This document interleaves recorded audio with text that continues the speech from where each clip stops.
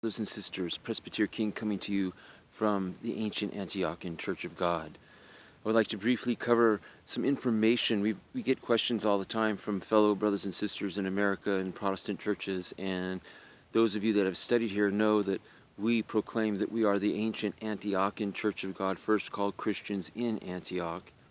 And throughout all the history of Christianity, which we document here, we show that the true church, God has always had a remnant that has gone through so many different things throughout time, specifically dealing with schisms within the Christian church, offshoots and cultic movements and this and that branching off of the Christian church early on. Even Apostle Paul was dealing with Judaizers in his day in the region of Galatia. And some of the controversy today amongst theologians is the Greek influence on early Christianity and how much Greek did the Greeks have, the Gentiles, and their philosophy and their science and their reason and logic. How did that influence the early messianic movements of Judaism? And we've documented that we were first called Christians in Antioch, Acts 11 verse 26. Before that we were called followers of the way. It actually was called the way of righteousness. And so when the church started in Pentecost, it wasn't really called the Christian church yet. They were followers of the way. It didn't in reality become known as the Christian church with the title Christianity till years later during Paul's ministry, when he was called on the road to Damascus through Jesus Christos, Yeshu Mashiach, the Messiah, appeared to him and called him out of Phariseeism and to be converted through the power of Ruach HaKodesh and accept the New Testament and the New Covenant that was beginning its proclamation through the followers of the way. And Jesus commissioned his disciples to take the message that he gave them, the gospel, and to share it with the entire world. And by calling the apostle Paul was able to start reaching the Gentile nation with his message. Now we get all the way up through certain points of history, and we get to when councils are being called in the church to codify doctrines because of all the different schisms that were going on. We know that the Nicene Creed comes out of Constantinople, and the Nicene Creed codified the doctrine of the Trinity, which became controversial under the teachings of the heretic Arius, who started to deny certain portions of the early Christian faith that were being challenged by Greco and Roman philosophy and reasoning and logic. And of course, Paul says in Corinthians that the message we speak is not compatible with human reason and logic, but it transcends that. Now, this is not to say that God did not use Greek influence in establishing the coming together of the gospel message. We learned that in the Gospel of John starts his gospel, in the beginning was the Logos, and the Logos was with God, and the Logos was God. And we know that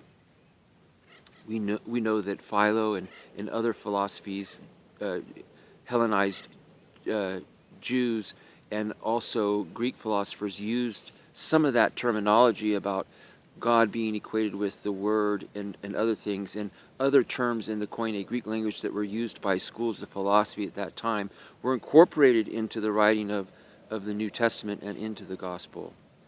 God used some of their language to help verify to the world and to the Gentile nations the truthfulness about who Jesus Christ was. Now we get up to the fourth council of the church, and we get to the Council of Chalcedon. So I'm jumping ahead here now, and we accept four of the councils of the church, the last one being the Council of Chalcedon, which involved many controversies that were going on in the Christian church. We believe that after the Council of Chalcedon, and around 451 AD, a lot of the church started going off into major schisms after that. Of course, we show that this was part of a prophecy of Christ. Christ said, "Strike the shepherd and the sheep shall scatter." So we believe that part of the scattering, the denominations and the denominating of Christianity was prophesied by Christ himself. And God preserves a remnant in all of these different denominations. And we've discussed that in different talks. Be that as it may, I want to talk here briefly about Nestorius.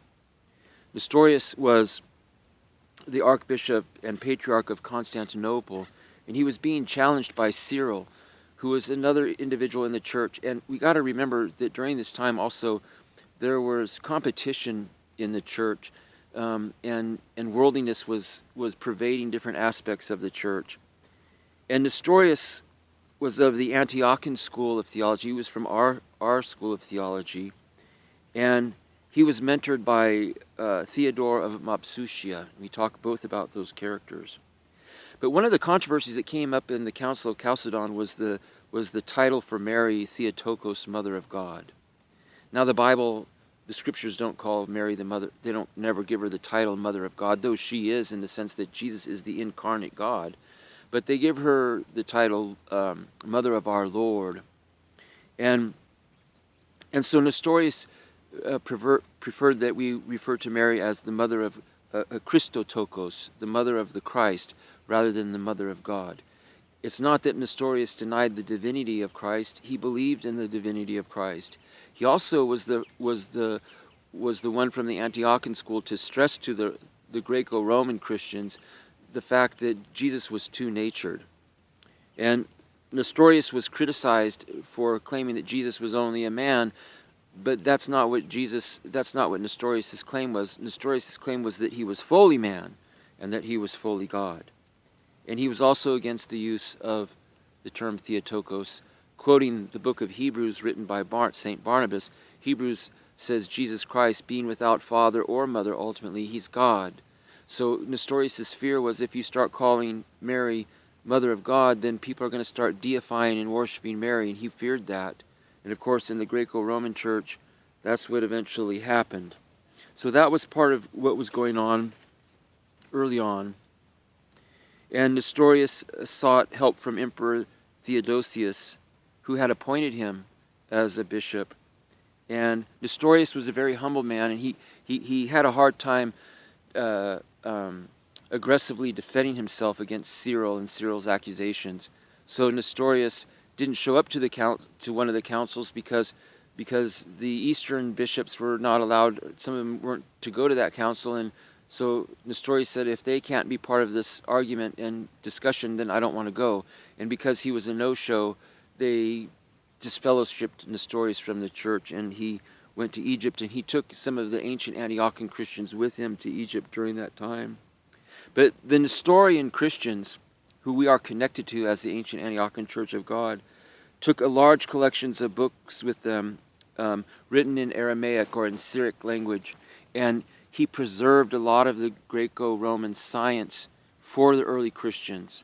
And the Roman Church disattached themselves from a lot of that science and philosophy, and they missed out on a lot of things, and they missed out on the fact that God, in fact, wanted us to have science and wanted us to have these other sciences so that we could properly grow in our Christian faith and learn how to integrate God's laws of science and philosophy and other things into our faith from the perspective of the gospel. And another thing that people don't realize is that this ancient